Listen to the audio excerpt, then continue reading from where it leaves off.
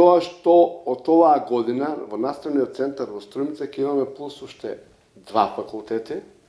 Значи, од досегашните правен, економски, машински и земјоделски, од оваа година идните студенти можат да се запишат на филолошки, и тоа на англиски јазик и книжевност, значи со 2 студиски програми, и италијански јазик и книжевност. Исто така може да се запишат и на електротехнички, односно на електрофакултетот. Значи, тоа се новините.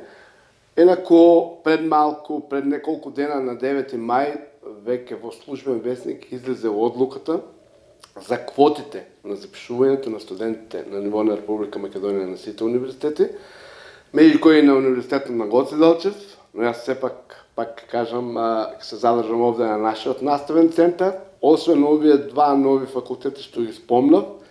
Значи, тука ќе бидат и правен факултет со правни студии, економскиот факултет со 2 студиски програми, потоа ќе бидат машински факултет со 2 студиски програми и земјоделскиот факултет со 3 студиски програми. Значи, новините на земјоделскиот факултет остануваат од тие од минатата година што беа воведени како новини во студиските програми. Конкретно зборувам во наставен центар Струмица, каде што остануваат 3 студиски програми, и тоа студиската програма агроменеджмент, потоа градинарство и биотехнологија.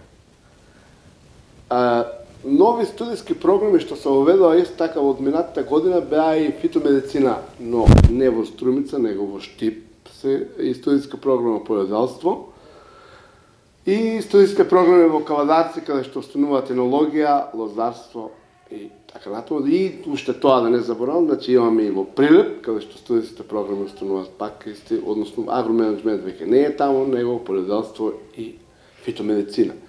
Значи, имаме сеопфатни студиски програми за сите области, речи сите области во земјоделието кои се значајни за Република Македонија и кои ги опфаќаат буквално, односно се продуцираат кадри буквално за сите области, значи дали се тоа за лозарство, дали за заштита на растенијата, дали конкретно за градинарство или за биотехнологијата, агроменеджментот, но секаде се распоредени заради тоа што ако бидат само во еден град ќе бидат малку пренатрупани со голем број на студиски програми, па затоа се ставени во повеќе градови, но со можност за ротирање.